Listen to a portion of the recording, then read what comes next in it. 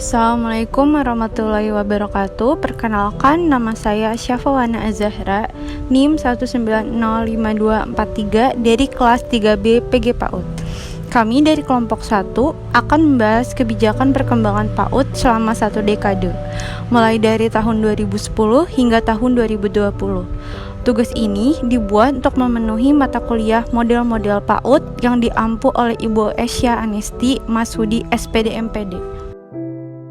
Berdasarkan sumber yang telah saya baca, terhitung sejak tanggal 2 Maret tahun 2012 melalui Permendikbud nomor 1 tahun 2012 tentang organisasi dan tata kerja Kementerian Pendidikan dan Kebudayaan dengan masa peralihan selama 6 bulan, Permendikbud ini telah membatalkan Permendiknas nomor 36 tahun 2010.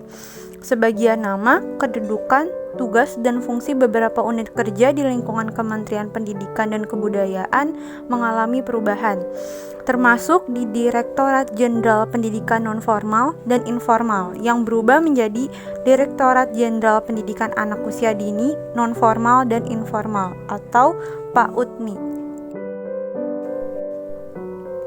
Pada pembahasan kali ini, saya tidak sendiri, tetapi ditemani oleh 4 orang teman saya, yaitu ada Sri Arum Reni Kusumawati, Siti Nurul Fauzia, Siti Jariah, dan Nurul Habibah. Selanjutnya langsung saja kita masuk ke materinya. Izin menambahkan, sebelumnya perkenalkan nama saya Nurul Habibah, NIM 1905572. Seperti yang dikatakan oleh Syafa sebelumnya, pada tahun 2012 Permendiknas nomor 36 tahun 2010 berubah menjadi Permendikbud nomor 1 tahun 2012. Ini mengubah Direktorat Jenderal Pendidikan Nonformal dan Informal menjadi Direktorat Jenderal Pendidikan Anak Usia Dini Nonformal dan Informal. Adapun sasaran dalam PAUD yaitu yang pertama adalah pengembangan 6 aspek, yaitu kognitif, bahasa, sosial emosional, agama, fisik dan motorik, dan seni. Selanjutnya yang kedua yaitu keaksaraan untuk semua. Artinya adalah mulai diperhatikannya masyarakat yang kurang mampu untuk dalam kemampuan membaca tulisan dan angka. Selanjutnya yang ketiga yaitu pendidikan life skill. Dan yang terakhir yang keempat yaitu adalah kesetaraan gender. Terima kasih. Mungkin itu dulu yang dapat saya sampaikan. Kepada teman-teman yang ingin menyampaikan pendapatnya atau menambahkan pendapat saya, dipersilakan. Terima kasih kepada Nurul Habibah yang telah memberikan pendapatnya. Selanjutnya kepada teman-teman yang ingin menambahkan, dipersilahkan. Baiklah, saya akan melanjutkan pembicaraan dari Saudara Nurul Habibah. Sebelumnya, perkenalkan nama saya Sri Arum Reni Kusumawati, NIM 1901495. Telah kita ketahui bahwasannya Permendikbud nomor 1 tahun 2012 telah mengubah Direktorat Jenderal Pendidikan Nonformal dan Informal menjadi Direktorat Jenderal Pendidikan Anak Usia Dini Nonformal dan Informal atau disingkat dengan PAUDNI. Kemudian, PAUDNI telah menetapkan kebijakan dan program pembangunan pendidikan anak usia dini. Terdapat 6 program nyata pengembangan PAUDNI. Di antaranya yang pertama yaitu ada program PAUD, yang kedua program keaksaraan, yang ketiga program PKH, yang keempat program budaya baca, yang kelima program PTK PNF, dan yang keenam program PUG. Mungkin hanya itu saja tambahan dari saya. Kepada teman-teman yang lain, jika ada yang ingin menambahkan, dipersilahkan. Terima kasih kepada Saudari Reni yang telah menambahkan pendapatnya. Selanjutnya, kepada teman-teman yang ingin menambahkan pendapatnya, dipersilahkan. Saya akan menambahkan sedikit dari pembicaraan Saudari Sri Arum. Sebelumnya perkenalkan, nama saya Siti Jariah, NIM 1902000,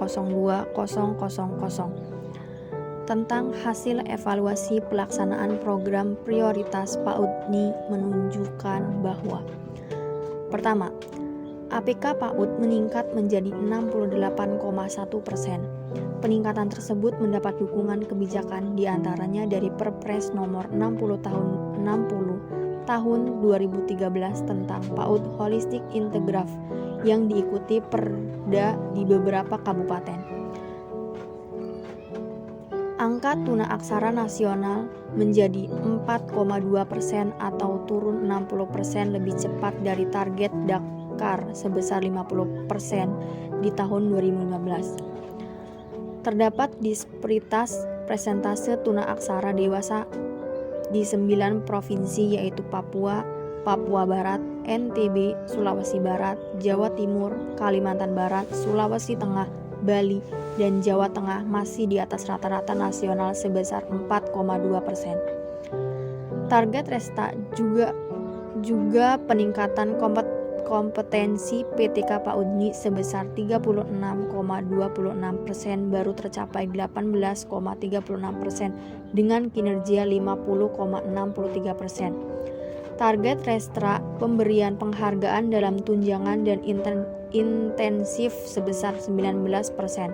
Pencapaian melampaui target sebesar 35% dengan kinerja 184,21%. Dan jumlah persentase anak lulusan SMP yang tidak melampaui dan putus sekolah mendapatkan layanan pendidikan kecakapan hidup atau disingkat PKH saat ini mencapai 3,18% dari 19% dengan kinerja 16,34%. Baiklah, izin melanjutkan.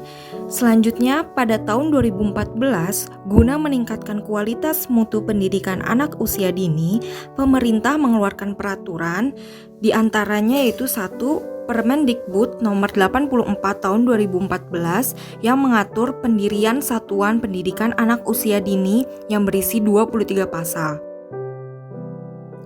Yang kedua yaitu Permendikbud nomor 137 tahun 2014 yang berisi tentang Standar Nasional Pendidikan Anak Usia Dini, di mana di dalamnya memaparkan 1. Standar tingkat pencapaian perkembangan anak, 2. Standar isi, 3. Standar proses, 4. Standar penilaian, 5. Standar pendidik dan tenaga kependidikan, 6. Standar sarana dan prasarana, 7. Standar pengelolaan, dan 8. Standar pembiayaan. Yang ketiga yaitu Permendikbud nomor 146 tahun 2014 di mana berisi tentang kurikulum 2013 pendidikan anak usia dini. Di dalamnya memaparkan kerangka dasar dan struktur kurikulum pendidikan anak usia dini. Selanjutnya, pada tahun 2014 juga diadakannya program Satu Desa Satu PAUD.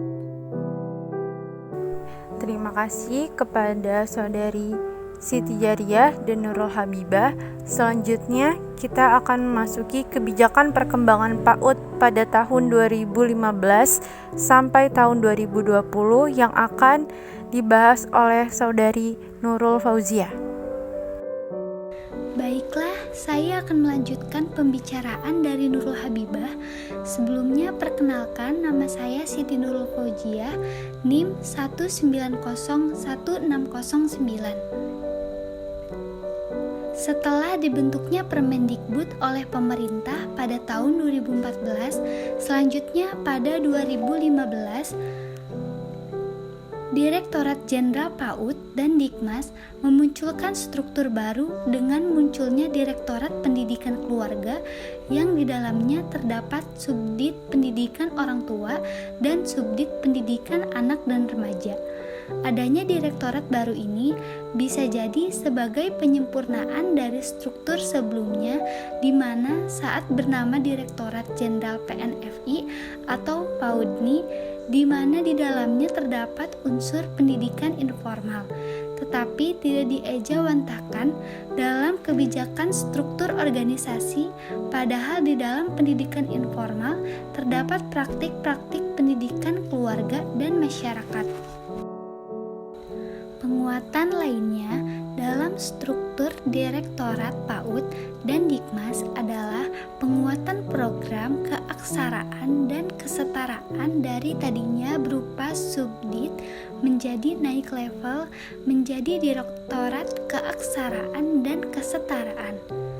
Perubahan ini dimaksudkan sebagai bentuk penajaman fungsi dan penguatan program sehingga bisa lebih dirasakan manfaatnya oleh masyarakat. Salah satunya dilakukan dengan memfokuskan pembinaan kesetaraan paket A, B, dan C dalam satu direktorat sebagai bentuk koreksi di mana pembinaan sebelumnya terpencar di Rektorat Pendidikan Dasar dan Direktorat Pendidikan Menengah. Pada akhirnya, sasaran program PAUD dan Dikmas adalah terciptanya keleluasaan dan kemerataan akses PAUD dan Dikmas bermutu, berkesetaraan gender, dan berwawasan pendidikan pembangunan berkelanjutan di semua provinsi, kabupaten, dan kota. Sekian dari saya, apakah ada yang ingin menambahkan? Baiklah, saya sedikit melanjutkan pembicaraan dari Siti Nurul Fauziah. Telah kita ketahui bahwasannya pada masa Direktorat Jenderal PAUD dan Dikmas telah muncul struktur baru, yaitu Direktorat Pendidikan Keluarga, di mana di dalamnya terdapat subdit pendidikan orang tua dan subdit pendidikan anak dan remaja. Pada subdit pendidikan keorangtuaan dilaksanakan melalui kerjasama dengan bagian organisasi kemasyarakatan atau keagamaan seperti tim penggerak PKK, Muhammadiyah, NU, Persatuan Gereja Indonesia atau PGI dan sebagainya. Keberadaan berbagai lembaga tersebut untuk memberi layanan pendidikan kecakapan keorangtuaan sebagai pemberdayaan masyarakat agar para orang tua peserta program memiliki kecakapan keorangtuaan dan menerapkannya dalam keluarga. Mungkin hanya itu saja sedikit tambahan yang dapat saya sampaikan. Terima kasih. Baik, untuk menutup diskusi kali ini, dapat disimpulkan bahwa kebijakan pendidikan anak usia dini di Indonesia selama 10 tahun terakhir terjadi perubahan baik secara sistem maupun aturan, yang tujuannya adalah untuk meningkatkan kualitas dan mutu pendidikan anak usia dini, serta lebih menjamin dan melindungi hak-hak anak usia dini. Lalu, adapun program Direktorat Jenderal PAUD dan Dikmas yang sudah terlihat pada masa ini yaitu 1. Menurunnya penduduk tuna aksara usia dewasa. 2. Adanya parenting education. 3. Meningkatnya jumlah PTK PAUD dan Dikmas yang bersertifikat kompetensi disusul pencapaian berupa penghargaan. Dan yang terakhir yaitu adanya program PAUD dan Dikmas yang lebih bermutu.